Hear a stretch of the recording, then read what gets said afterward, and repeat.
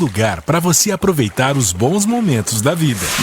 Dom Jaime Loteamento, às margens do rio Sucuriú. Lotes de ranchos a partir de 361 metros quadrados, a 10 minutos do shopping. Pronto para construir, iluminação pública e rede elétrica, rua interna pavimentada, rede de água individualizada por lote. Dom Jaime Loteamento, às margens do rio Sucuriú. Informações direto com o proprietário no WhatsApp 679-8152-5079. Construa sua felicidade aqui. TVC agora, de segunda a sexta, 11 da manhã, as notícias mais importantes da nossa cidade, de maneira simples e direta. E acompanhando pelas redes sociais, você ainda concorre a prêmios incríveis no quadro Show de Prêmios TVC. Apoio Oral Sim, sua referência em implantes dentários. Verde Flora e Garden Flora, floricultura e paisagismo. TVC agora. Agricultor, aqui tem apoio para o seu agronegócio com o Plano Safra. Com nosso atendimento próximo e especializado, você pode fazer mais e crescer com a gente.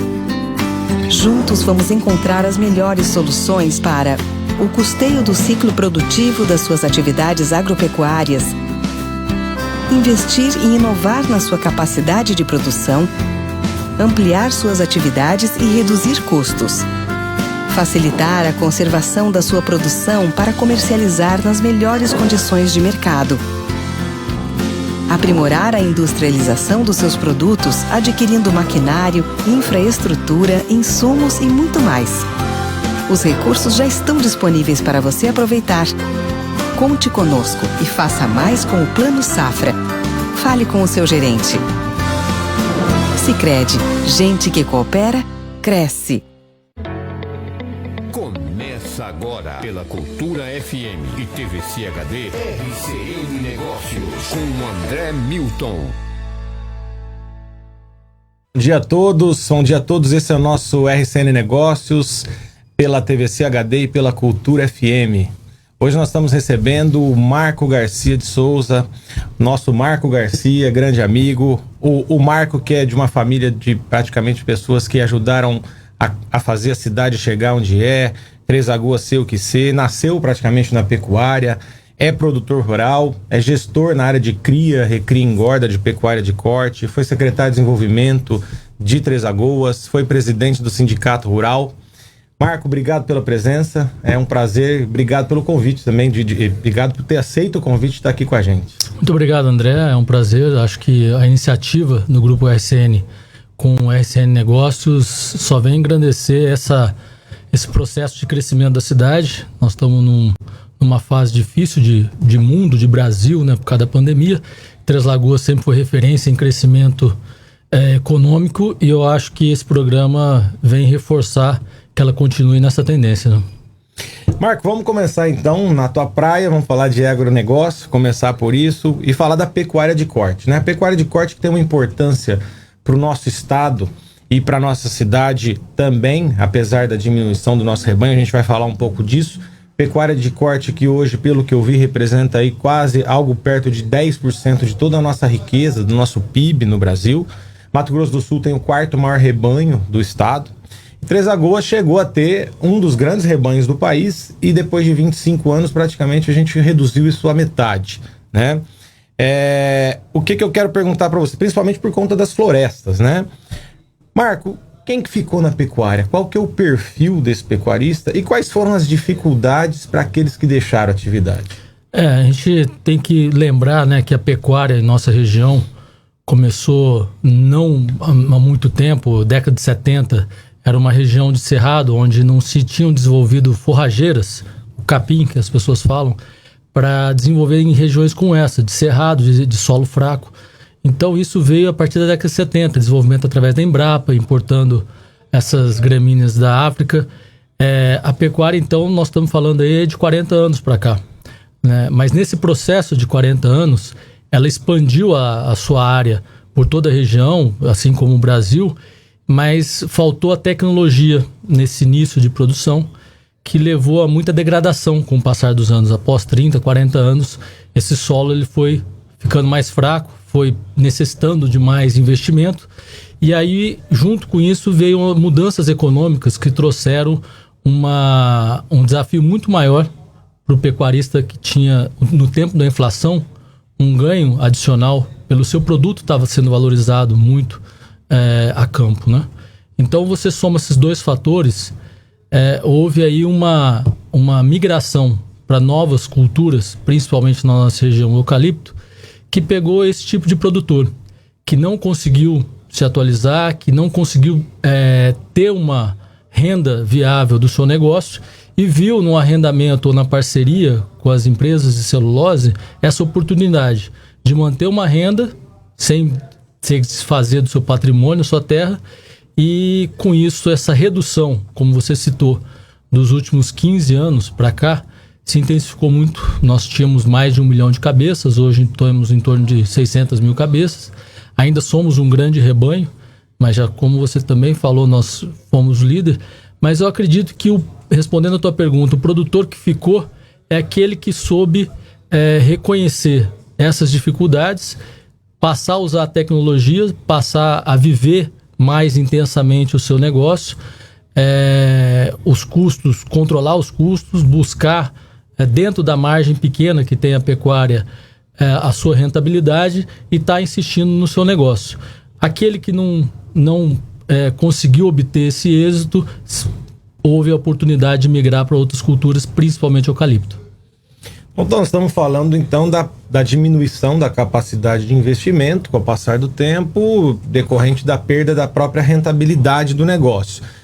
Alguns chegam a dizer que o mercado de frigoríficos, que é quem compra, né, a carne do produtor, o produto, né, o gado, devido à concentração desse setor, ou seja, ele ficou na mão, até por estímulos dos governos, de pequenos grupos, praticamente 3 grupos no Brasil. Isso é uma realidade não só nesse setor. A gente vê no Brasil bancos praticamente na mão de 3, 4 grupos. Nós temos aí setores como bebidas, 2 grupos têm quase 80% do mercado, telefonia celular. Então, vários setores, me parece que é uma característica do Brasil, né? Nós tivemos aí, com esse crescimento, com essa concentração do setor, quase 50 frigoríficos fecharam só no Mato Grosso do Sul, né? E nós temos aí uma questão de até Três Lagoas mesmo. Três Lagoas, tivemos frigorífico. Já tivemos um frigorífico aqui exportador, né? Você acha, como é que você vê isso, Marco, quanto ao futuro desse mercado, o futuro desse setor tão concentrado? Você enxerga que isso pode se pulverizar de novo, porque é um setor que emprega muito? Ou você acha que não, a característica realmente tá mais concentrado o setor de frigorífico? Pela própria tendência que não é local, é mundial, de concentração da indústria, nós podemos citar ainda, para somar aos exemplos que você deu, o próprio setor de celulose. Três Lagoas viveu isso no setor de celulose quando tinha aqui a VCP, aí teve que se fundir com a Aracruz, saiu a Fibra, que daí se agregou a Suzano, uma só, então nós tínhamos 5 que virou uma. Só para citar um exemplo também local. É uma característica bem brasileira isso, me parece. Eu acho que pode até estar mais acentuado no Brasil, mas o que acontece no mundo inteiro? Não é bom para o produtor, de maneira alguma. Nós gostaríamos de ter muito mais opções para comercializar. O produtor gostaria de ter aí um número muito maior de indústrias para que ele possa comercializar, para que não haja uma certa concentração e com isso a dificuldade na negociação. Para trazer um número, hoje nós temos aí praticamente 40% do abate no Mato Grosso do Sul na mão de uma indústria. 40%. É muita coisa. E a nossa região, que já tinha indústrias, nós temos ao lado aqui, em Andradina, também uma grande indústria, só que nós temos dificuldades nas questões tarifárias para se cruzar, para se levar esse boi para o estado de São Paulo. Então você deixa, apesar de estar aqui perto, é pouco usado a indústria de Andradina, você tem que ir para outras indústrias que estão a 120, a 70, 100 quilômetros daqui, né? E talvez até mais longe, que é o caso de Campo Grande. Respondendo a tua pergunta, eu acho que é uma tendência, não é a que a gente gostaria, mas eu acho muito difícil que haja uma pulverização novamente. A tendência é que se continue concentrado. Saiu até boatos recentemente que dessas 3 que hoje são as 3 maiores no Brasil, 2 já estavam se fundindo. Então talvez de 3 vire 2. Poxa vida. É um boato que tem aí no mercado, então eu acho muito difícil isso ser revertido. Marco, falando da carne ainda, no final de 2019 nós tivemos aí uma subida do preço da carne paga ao produtor, até por problemas sanitários da China. Mesmo com a pandemia, a carne brasileira tem subido, né? E aí a gente está falando que de 70% a 75% do mercado, da carne brasileira é consumida pelo próprio brasileiro. E de 25% a 30% hoje vai para o mercado externo, né? Bom, se eu tenho quase 75% da carne comida pelo brasileiro, consumida pelo brasileiro, o poder de compra e o poder de renda, aí, a economia local, a economia no Brasil, influencia muito no consumo da carne brasileira. E do outro lado, nas exportações, eu tenho gigantes asiáticos começando a conhecer o nosso produto. Eu queria a sua opinião, como é que fica essa balança, tá? E o futuro da carne para o produtor e para a economia do estado nesse cenário? Acho que historicamente, vamos falar nos últimos 10, 15 anos, o mercado internacional consumia 20%. Basicamente, depois nos anos 2000 para cá, o Brasil se tornou um exportador e os números cresceram muito. Mas nunca passou de 20%. Já nos últimos 2 anos, vem passando de 20% de toda a produção vai para o mercado externo, e agora mais acentuado ainda devido à forte presença chinesa em compras aqui no Brasil. Já estamos chegando a quase 30% em determinadas épocas do ano. Então, o que é esse consumo interno e essa exportação? Nós tivemos, por exemplo, uma entrada muito forte da China no final do ano passado, em outubro, novembro, e pegou o país justamente numa entre-safra, final da entre-safra, que as chuvas que normalmente começariam em setembro, outubro, estavam começando apenas em novembro, então não tinha ainda forragem, pastagem suficiente para engorda, ou seja, muito pouca oferta de animais, e a China entrando comprando. Só lembrando que esse crescimento da importação da China é por causa da peste suína que atacou o país nos últimos 2 anos e dizimou praticamente o rebanho suíno, que é a principal carne consumida na China. Eles passaram a ser um grande importador, maior do que eles já eram, e com essa briga com os Estados Unidos, que é um grande exportador de carne, sobrou para o Brasil. Então a Austrália houve sérios problemas na produção, né, diminuição da produção, não consegue atender, está mais perto que ele, a logística deveria ser favorável, mas o rebanho da Austrália vem diminuindo. A briga com os Estados Unidos trouxe o chinês inteiro para o Brasil. Se tornou o Brasil a fonte de proteína barata para eles. E não é pouca gente, né, mano? A maior população de 1,7 bilhões de pessoas realmente influencia qualquer mercado. E, como eu falei, em novembro, tendo aí essa demanda acelerada da China, sem ter ainda a safra de animais, houve quase um colapso, um crescimento vertiginoso dos preços, simplesmente porque não existiam. O boi gordo, a vaca gorda, não tinha no mercado. O que tinha, a China estava levando. Isso levou o preço muito acima do que o consumidor brasileiro podia pagar nesse novembro e dezembro, havendo uma limitação aí que eu acho que é o que nós estamos vendo agora acontecer novamente. Ou seja, o consumidor ele vai conseguindo pagar esse aumento do preço da carne até um determinado patamar. A partir daí ele vai buscar outras fontes de proteína. E agora nós estamos novamente entrando num período de entre-safra. Se ano passado as chuvas tardaram, esse ano a seca antecipou. Então nós tivemos um período chuvoso muito curto entre novembro e março, basicamente, na nossa região e grande parte do Brasil. E de abril para cá as chuvas quase cessaram. A produção que tinha foi mantida até o mês passado, junho, começo de julho. E de lá para cá vem faltando já animais. Como a demanda chinesa continua muito grande, realmente o mercado tem que atender aquele que paga melhor.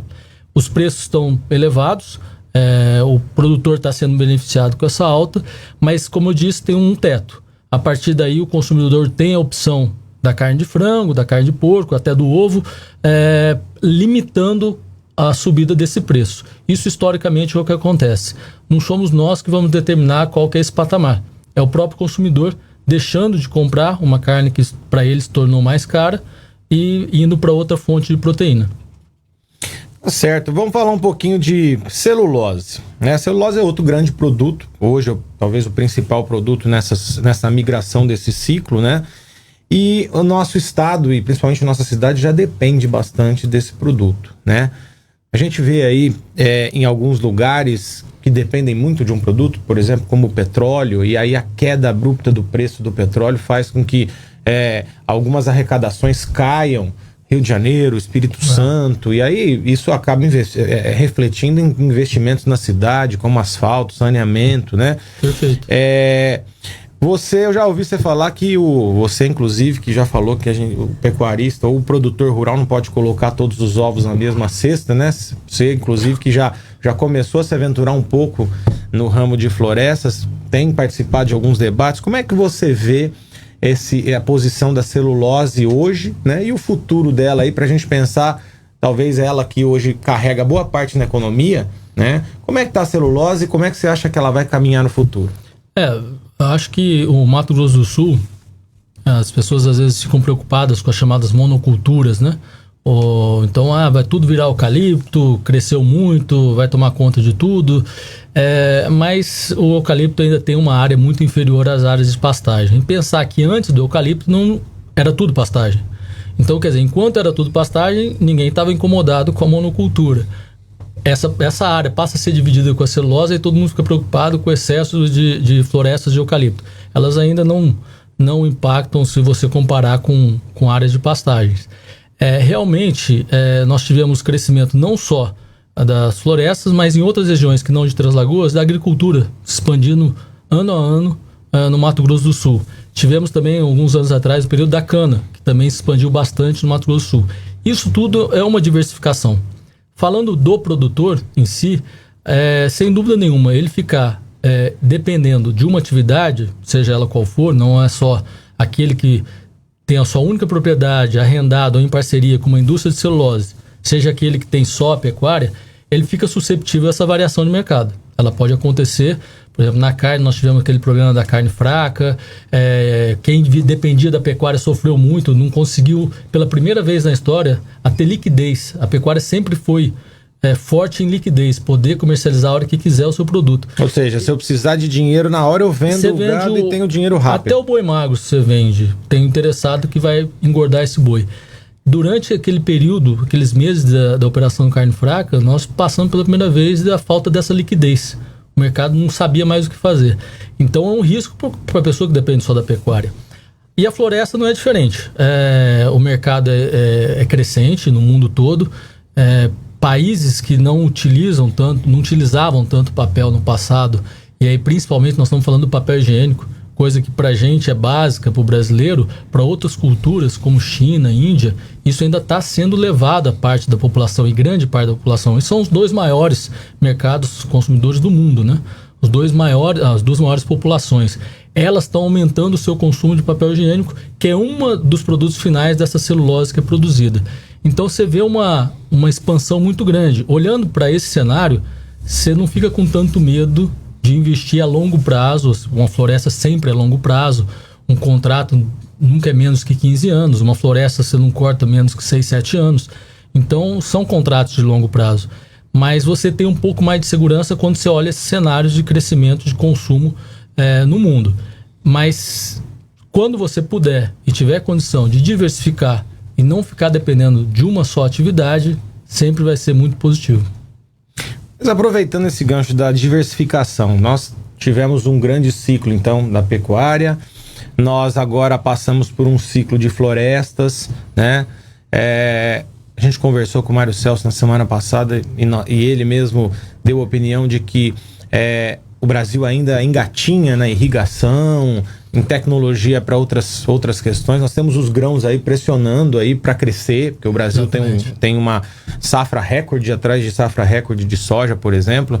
Você consegue enxergar na nossa região e talvez no nosso estado, principalmente de Ribas do Rio Pardo para cá, onde hoje a gente tem uma tendência maior de ter florestas plantadas, um novo ciclo daqui a muitos anos? Você acha isso pouco provável? A nossa vocação é essa mesmo, Marco? Não, eu acredito que é um crescimento inevitável, uma diversificação inevitável. Por quê?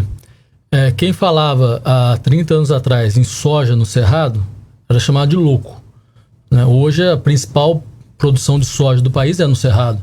Isso é o quê? Tecnologia, muita pesquisa, Embrapa, né? Então, sem dúvida nenhuma, nós podemos desenvolver hoje a agricultura em praticamente todos os locais do mundo.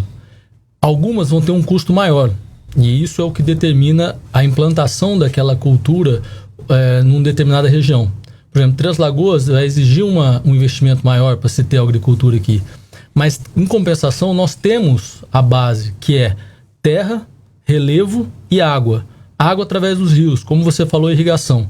Só para te dar um exemplo, quem conhece ou tem uma visão aérea da nossa região, você pegar a nossa cidade aqui em frente, que é Castilho, do outro lado do Rio Paraná.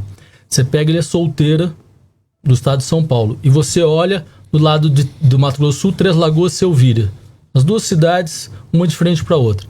Do lado de São Paulo, você tem uma fila de 40, quase 50 pivô central. O rio é o mesmo. Do lado de cá você tem 2. Poxa. Então olha o potencial de expansão na beira desse rio, que é aproveitado por São Paulo e ainda não é aproveitado pelo Mato Grosso do Sul. Quando você resolve esse problema de água, que tem ficado mais sério pelos chamados veranicos, ou seja, falta de chuva em períodos de chuva, né? Porque a gente já se prepara para o período da seca, normalmente entre abril, maio até setembro, outubro. Mas quando começa a ter períodos de seca, 20, 30 dias, durante o período chuvoso, que é o verão, entre novembro e março, você começa a inviabilizar a agricultura sem irrigação. Então, para isso, tem a possibilidade, a nossa região, não só pelo Rio Paraná, pelo Rio Sucuriú, Rio Verde, tantos rios que nos cercam aqui viabilizariam a implantação de pivô central e expansão de agricultura. Se nós temos manchas de terras melhores na beira do Paraná, tem algumas lá perto de Inocência também que viabilizam a agricultura. Quer dizer, a tecnologia está aí, tem que achar o investidor, tem que achar, sensibilizar o produtor, né, trazer os técnicos, a experiência de regiões agricultáveis para essa região. Então não tem por que não acontecer, né? Não vai ser uma expansão da forma que foi a celulose, para quem assistiu aí os últimos anos. Ou seja, de maneira rápida e de maneira quase que tomando todos os municípios no entorno de Três Lagoas. Toda a área viável que eles optaram, eles podiam fazer. A agricultura não, vai ser mais restrita, mas sem dúvida uma expansão. Tivemos já no Brasil 2 ciclos da cana-de-açúcar, né? E por que não pode ter o terceiro? Eles são interrompidos por falta de estratégia. Eu já escutei o ex-ministro da Agricultura, Roberto Rodrigues, dizendo que enquanto a gente não botar o etanol nos grandes players do mundo, eles passarem a usar no combustível como usa os motores híbridos do Brasil, é muito difícil o etanol vingar até no Brasil, porque você fica restrito à situação local. Já se você pega e bota os carros da China para consumir etanol, né, Estados Unidos consumem mais, consomem pouco, né, e os grandes países com grandes demandas começarem a usar etanol, você vai ver um novo boom do etanol no Brasil, que já tem toda a expertise, já tem todo esse conhecimento para levar para o mundo inteiro. Então, só para citar aí 2 setores que podem ainda trazer um novo ciclo para a nossa região. Joia, a gente vai falar de como transformar toda essa riqueza, todo esse potencial em um produto final, né? E, aliás, é o gancho que eu faço. Três Lagoas teve um dos grandes rebanhos do país e aí passou por um processo de uma hora para outra de industrialização. Ô Marco, você vai responder um negócio para mim depois do intervalo. Por que Três Lagoas? Vamos primeiro pro intervalo. RCN Negócios. Beleza e bem-estar caminham juntos. Plastic Clínica Três Lagoas. Clínica de cirurgia plástica reparadora e estética. O lugar ideal para fazer sua plástica com ampla estrutura, atendimento personalizado e centro cirúrgico próprio. Equipe multidisciplinar em ambiente seguro e confortável. Agende sua avaliação. Fone 3521-3496 ou 99832-7354. Rua Paranaíba, 2554, Jardim Primaveril. Um lugar para você aproveitar os bons momentos da vida. Dom Jaime Loteamento, às margens do rio Sucuriú. Lotes de ranchos a partir de 361 metros quadrados, a 10 minutos do shopping. Pronto para construir, iluminação pública e rede elétrica, rua interna pavimentada, rede de água individualizada por lote. Dom Jaime Loteamento, às margens do rio Sucuriú. Informações direto com o proprietário no WhatsApp 67 98152 5079. Construa sua felicidade aqui. Começou a promoção Todo Mundo Pode Investir e Ganhar do Sicredi. Invista a partir de R$100 e concorra a um smartphone por semana, notebooks, uma caminhonete zerinho e a milhares de prêmios instantâneos. Fale com a gente e poupe pelo aplicativo do Sicredi. RCN Negócios.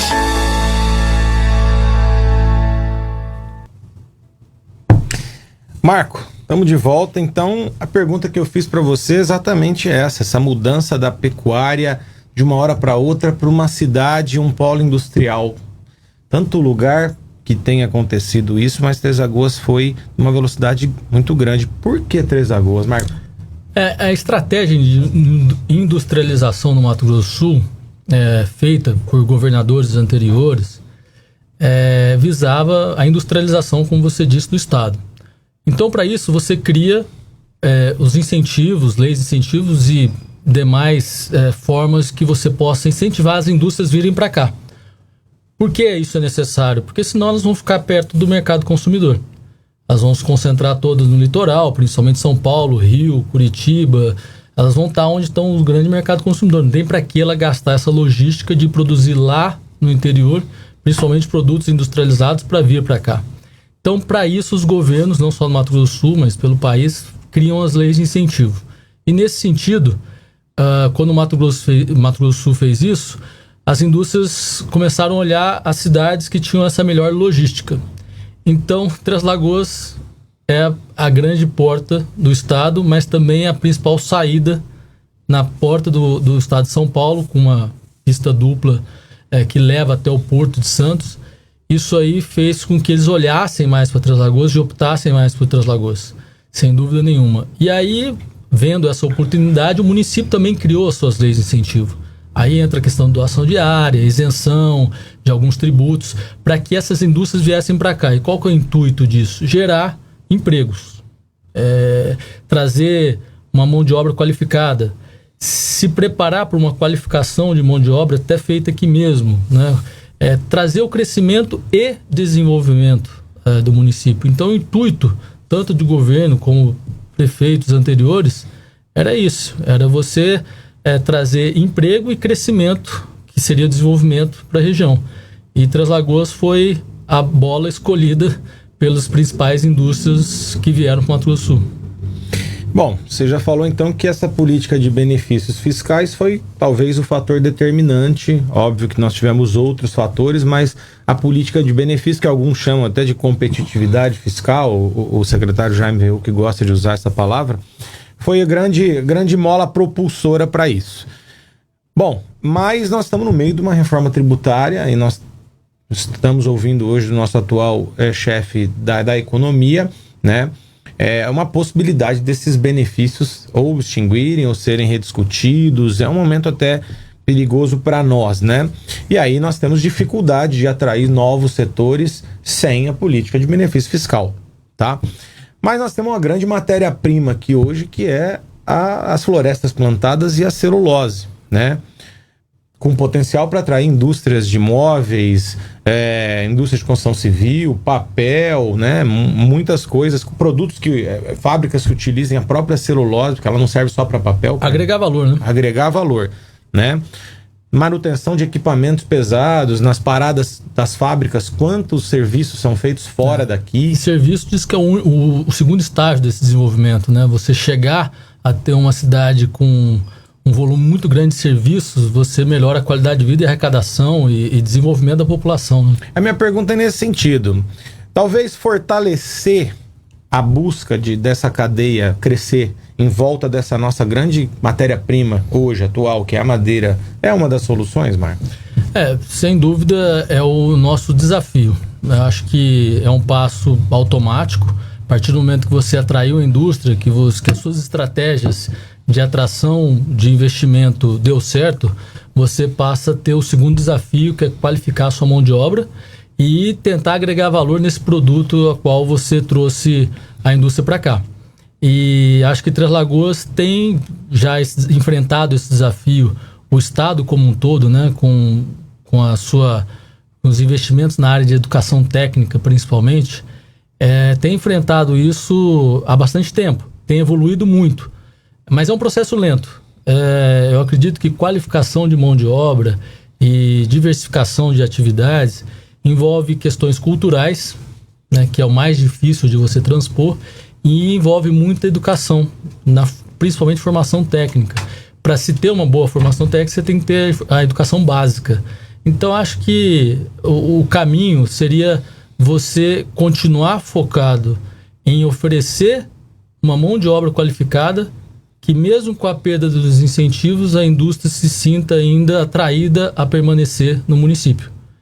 Então, o que faria uma indústria continuar aqui, mesmo com o fim dos incentivos? Ela tem um baixo custo de produção, né?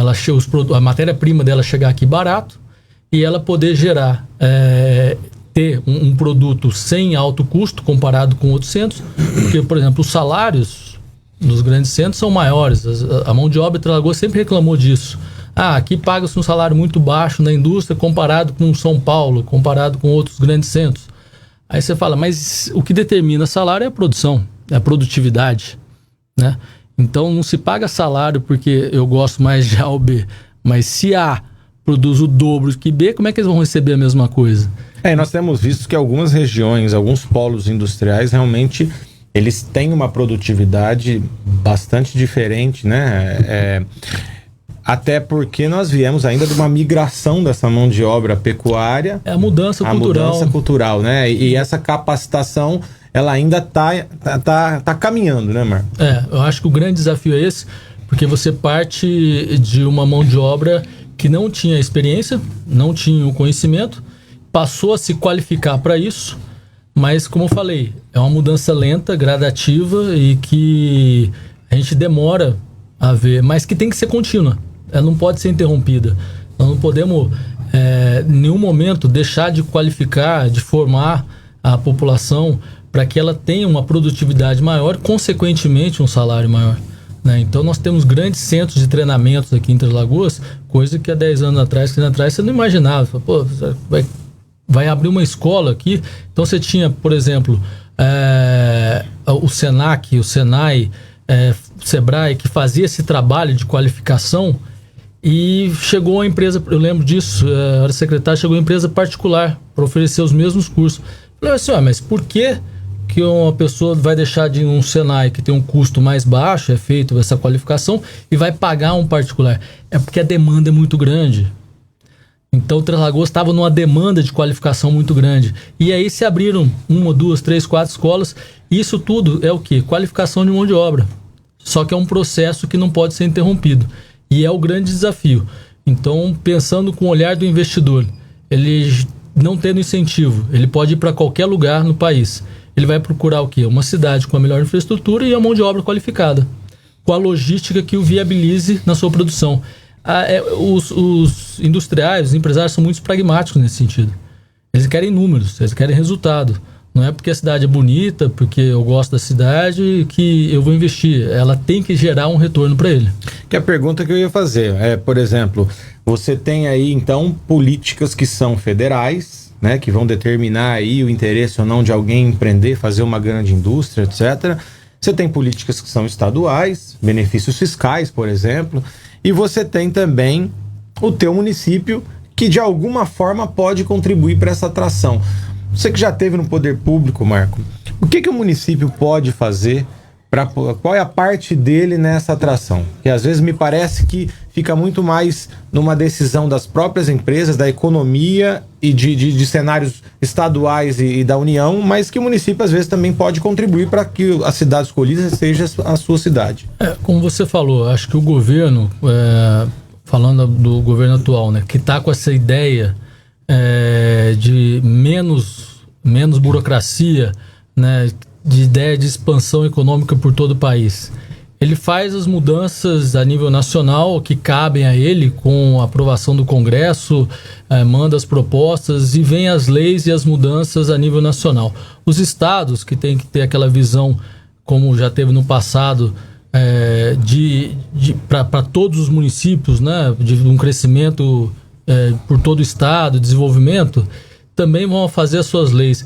Mas o município, às vezes, se achava numa situação limitada. Se os outros estão dando incentivo, eu vou dar também, né? Chegava essa questão de dar o terreno e tal. Mas hoje, praticamente todos os municípios têm essa política de doação de área para as empresas. E às vezes o valor do terreno, ele não é dentro de um grande investimento, não é o grande... O cara vai fazer um investimento de 50 milhões, está discutindo um terreno de 500 mil, entendeu? Exatamente. Não é o caso. Então, vai perdendo um pouco esse peso. A isenção do ISS durante a construção da indústria também era um fator que existe, que sempre tentou ser uma forma de atração.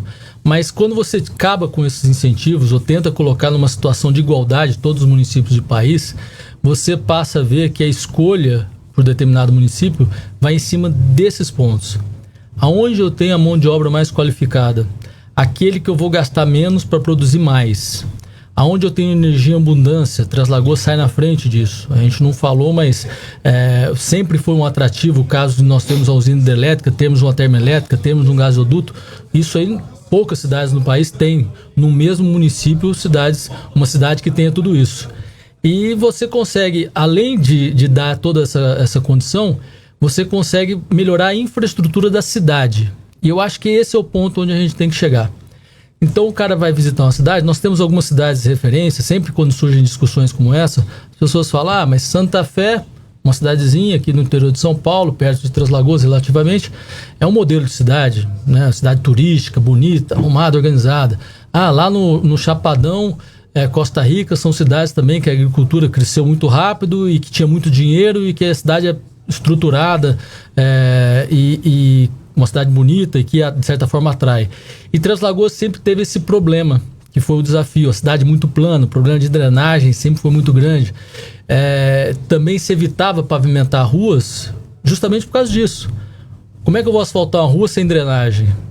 Então, uma cidade que tem os declives e aclives, onde você só faz uma tubulação no meio, depois de 10 quadras, concentra tudo numa só. Você faz uma tubulação, você pega a água de todo, quase um bairro. Três Lagoas tinha que passar em quase todas as ruas, porque é uma cidade muito plana. Então, a pessoa falava, não é o custo do asfalto, é o custo de toda a drenagem mais o custo do asfalto. Então, você evitou isso no passado, sabendo que quando você impermeabiliza a cidade, bota asfalto e não soluciona a drenagem, você traz o alagamento. Então, o desafio, para citar um dos pontos de Três Lagoas, nessa melhoria da infraestrutura da cidade, sempre foi esse, né? Expandir essa área asfaltada, só que com a drenagem que antecede. Questão de esgoto tem se ampliado nos últimos anos, também uma condição básica para que o investidor venha saber a qualidade de vida das pessoas, né? Não adianta... Porque seus diretores vão morar aqui, eles vão ter funcionários aqui. E você tem custo com a saúde. Nós temos um problema de absenteísmo, de turnover, que é a ausência, o colaborador que falta no trabalho é justamente por uma questão de doença. De repente ele não tem um saneamento básico, só para fazer um link aí da situação. Então, quando ele encontra a cidade com essa infraestrutura, as ruas asfaltadas, com drenagem, com esgoto, com escola, com postos de saúde, o cara fala, não, eu posso trazer para cá 2.000 empregos. Eu posso gerar aqui 2.000 empregos. Eu vou fazer um investimento para... Agora, outro chega aqui, olha e fala assim, bom, se eu trouxer ou for gerar aqui 2.000 empregos, posso colapsar a cidade, começar a criar favelas na cidade, porque a cidade não tem infraestrutura. Então, o que o município pode fazer? Eu acho que de alguma forma vem fazendo. A gente quer que seja mais rápido, né? Mas acho que os últimos governos, o atual, vem fazendo isso. Ampliando essa infraestrutura, melhorando drenagem, melhorando o asfaltamento, postos de saúde, escola, porque essa é a condição que vai fazer a diferença na competição com outras cidades quando você pensa em investimento. Marco, agora vamos falar um pouquinho do cenário político e econômico do país, tá? E ainda para falar de negócios. A gente já falou de agronegócio e de industrialização. E aí, já tentamos fazer o link dos dois. Nós produzimos café e a gente compra café em cápsula, muito mais caro, porque a gente não pensamos um dia em criar essas cápsulas, em inventar isso. Nós temos minério e compramos celulares caríssimos, porque a gente não conseguiu criar. Onde a sua composição vai minerais que às vezes o Brasil é o único fornecedor. Exatamente, vão minérios ali que, né, a China ela compra trigo, mas ela jamais compra farinha de trigo. Ela compra soja, mas ela não compra óleo e nem farelo de soja. Ela compra celulose, mas ela não compra papel higiênico. Ou seja, a China decidiu ser um país realmente industrial, ou seja, transformar a sua matéria-prima num produto final, porque eu consigo vender isso mais caro, que a gente chama de agregar valor, né? Desde a chegada dos portugueses, o Brasil vende matéria-prima ou transporta matéria-prima para algum lugar. Foi assim com a madeira, com o ouro, com a cana, com o café, né? Você acha que essa é a nossa vocação, realmente? Ou se não, o que falta para o Brasil chegar nesse ponto e agregar mais valor ao seu produto? Eu às vezes encontro questionamentos como esse, ou até críticas, falando assim, o Brasil vai ser sempre um fazendão, um país de produção de matéria-prima básica, nunca vai ser um país industrializado. Eu acho que nós devemos pensar que uma coisa não elimina a outra, e é justamente o contrário. Não é porque o agro tem o sucesso que tem no país, e o Brasil hoje é referência no mundo em produção agrícola, que você não pode desenvolver a indústria. Muito pelo contrário, se você tem a produção do agro aqui, se você tem a produção de toda a matéria-prima aqui é o lugar mais barato para você desenvolver esse produto. Nós temos uma proteína animal barata, seja frango, suíno ou carne bovina. Nós temos a celulose com custo de produção talvez mais barato do mundo, não é isso? Exatamente. Tá, então, eu acho que uma coisa não elimina a outra. Nós não precisamos depreciar ou de certa forma, menosprezar o agro, dizendo que o Brasil só produz isso, porque o problema não é disso, né? Isso é uma vantagem. O problema é que se não dá continuidade a esse produto. O agro faz sua parte bem feita. Ele entrega um produto, matéria-prima barata. Agora, se a indústria não desenvolve, é que nós temos que atacar e descobrir o porquê. Por que a indústria não pega essa matéria-prima barata, seja ela qual for, mas que vem da terra, e desenvolve aqui a sua indústria, desenvolve aqui o seu produto, né? Como você citou, o maior vendedor de café do mundo é a Alemanha. Não tem um pé de café na Alemanha. Então a gente fornece o café e eles vendem para o mundo inteiro em cápsula e ganham fortunas. Por que não desenvolve aqui, né? E assim os demais produtos a qual você citou. E eu acho que esse é o desafio de qualquer governante. Quando encontra esse cenário, jamais deve pensar em diminuir ou menosprezar o trabalho que o agro faz. E sim dar continuidade a essa matéria-prima que foi feita com qualidade, que foi feita com responsabilidade, barata, e que a indústria, se encostar do lado e processar isso, ela vai ter um produto mais barato ainda. Então você fala, mas não acontece por causa da tributação. A tributação é muito cara. Eu não tenho esse conhecimento para chegar ao fundo qual é o motivo. Ou se eu penso pela mão de obra, que não é qualificada, né? Ou pela tecnologia, seja qual... a falta de investimento em pesquisa. O Brasil tem poucos registros de patente de invenção. Mas eu acredito que os grandes países industrializados, e nós estamos falando de países da Europa, ou mesmo a China recentemente, gostariam de ter o que o Brasil tem. Sim. Não gastar fortunas em navios levando essa matéria-prima para atravessar o mundo, que vai chegar lá com o custo que nós temos aqui, mais o custo do transporte. Eles queriam aqui. Então, esse questionamento, né, quando você faz essa reflexão, sem dúvida nenhuma você encontra aí o gargalo do crescimento do país, né? Por que ele só chega até aqui? Por que ele não passa daqui? Né? E o número de empregos que seriam gerados com esse movimento, né, Marcos? Exatamente. Então, isso envolve tudo que a gente falou anteriormente, principalmente educação básica, formação técnica, qualificação, qualidade de vida das pessoas, para que elas possam aqui desenvolver e empreender. Marco, falando ainda da parte política, o Brasil está num momento que municípios, estados e a União, eles passou da hora de conversarem para dividir tudo que é arrecadado, né, na parte de tributos, para que eles possam, que a gente chama de refazer ou refundar um novo pacto federativo, ou seja, o que vai ficar para você do bolo, o que fica para você e o que fica para você, né? Isso vai impactar a vida de todo mundo e tem-se que é uma das coisas mais importantes que precisam acontecer até para sair essa reforma tributária e tem a ver com essa questão dos benefícios fiscais. Eles têm que se conversar para ver se regiões como Zona Franca de Manaus, como Centro-Oeste, realmente precisam, e a gente entende que sim, obviamente, dessa competitividade fiscal ter alguns benefícios. Você acha que no momento o Brasil está maduro para ter esse novo pacto, para municípios, Estado e União sentarem e conversarem de verdade? Acho que agora é mais uma opinião pessoal, mas eu vejo que a maneira como foi tocado até hoje não funciona, porque nós estamos onde estamos, né? Nós estamos com um crescimento ou um decrescimento, né, da indústria nos últimos anos, mostrando que o Brasil está com nível de produtividade de 30 anos atrás da sua mão de obra, enquanto todos os países cresceram em produtividade, o Brasil ficou estagnado. Nós temos uma questão tributária que não é só pesada, ela é pouco revertida à população, né? Então acho que tem esse ranking que mede sobre o que é arrecadado, o que é investido, e o Brasil é o pior colocado.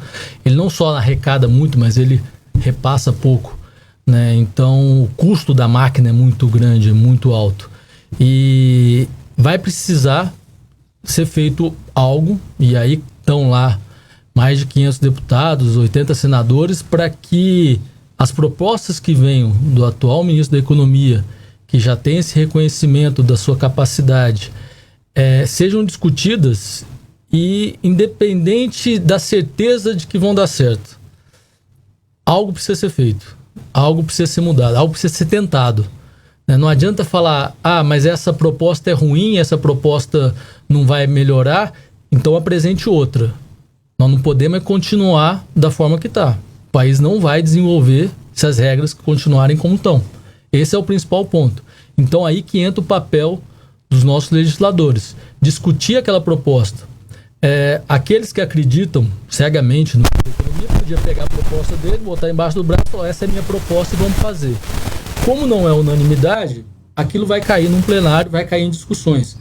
O importante é que isso seja discutido, mas seja proposto algo diferente do que nós temos. A forma como nós temos hoje, tanto de arrecadação como de alocação de recursos, é completamente errada, visto o resultado que nós temos hoje no país, né? E a crise que nós vivemos há algum tempo. Quando nós estávamos pensando que ia sair, veio a pandemia e nos manteve lá embaixo da água mais um tempo.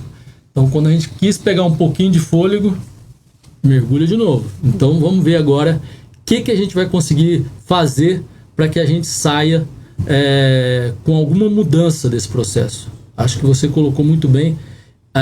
Esse pacto federativo ou qualquer outra proposta, ela tem que ser adotada no sentido de mudar o sistema que tem hoje, porque até agora ele não deu certo. Marco, para a gente encerrar, o que esperar do Brasil pós-pandemia? E se Três Lagoas continua na contramão do país, você acredita, ou vamos seguir o mesmo ritmo? Eu acho que Três Lagoas é uma cidade que, tendo a economia do país funcionando, ou seja, o país crescendo, Três Lagoas se destaca. Ela é um dos carros-chefe que puxa os investimentos e o crescimento. Agora, se o país inteiro está em crise, ela não vai fazer milagre, ela não vai conseguir atrair para o município algo que não está acontecendo no país inteiro. Então, Três Lagoas, a partir do momento que o Brasil entrar num crescimento, seja quando for, Três Lagoas vai se destacar novamente. Ela tem tudo para isso e ela vai ser mais uma vez um dos carros-chefes.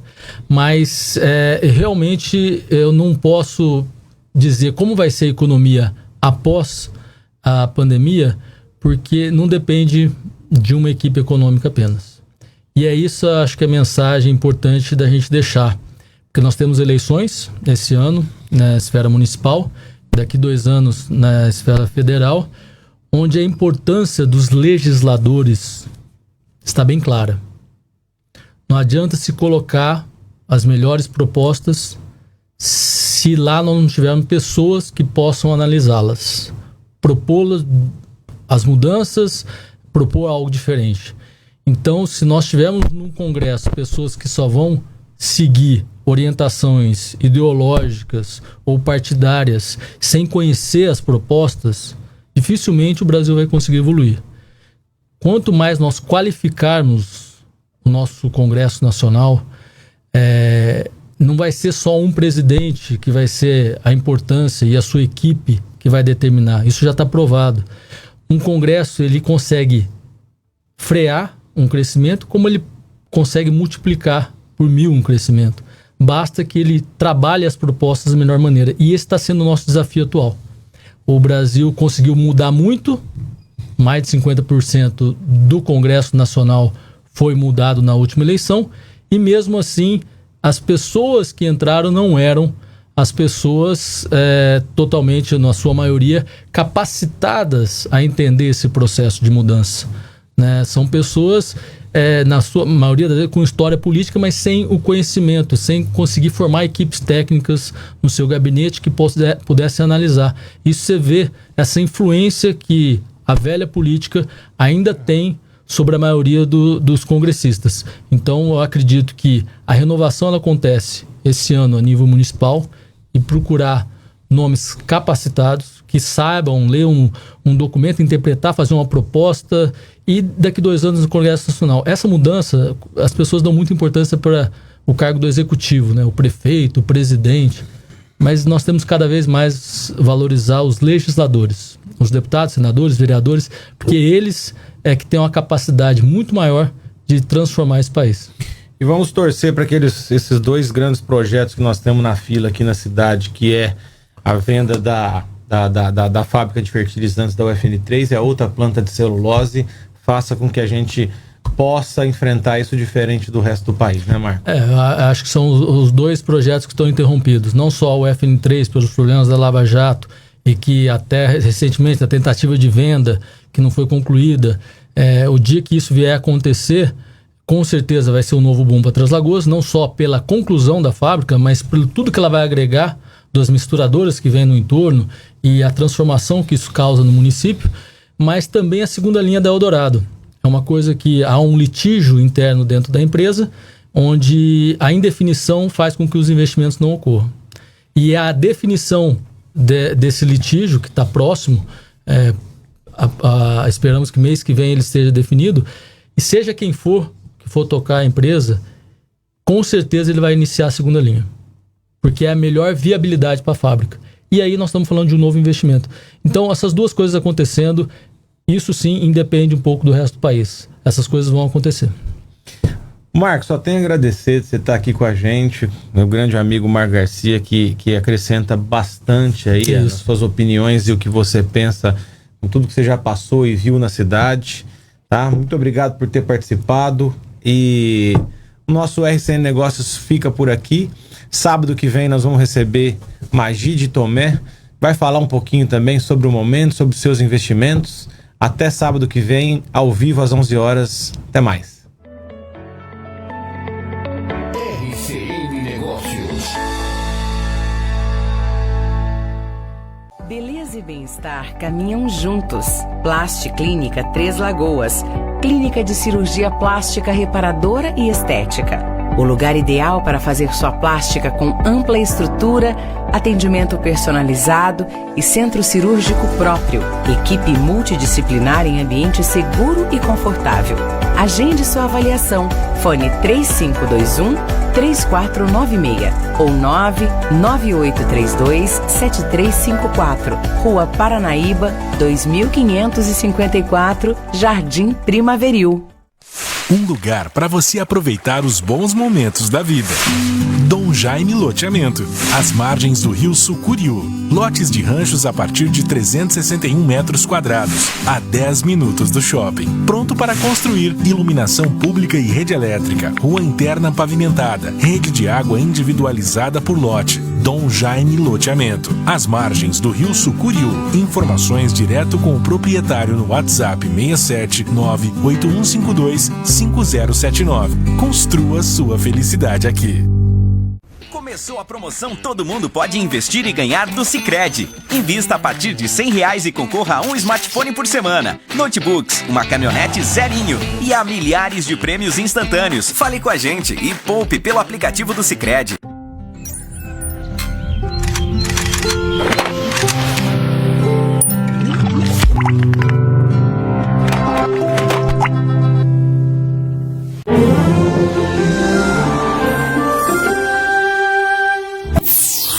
As novidades estão na cultura.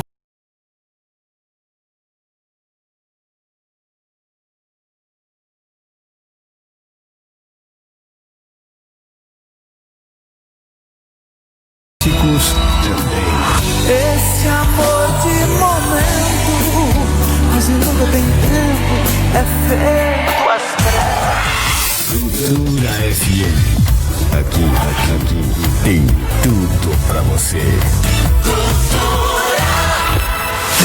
O café da tarde na sua empresa vai ser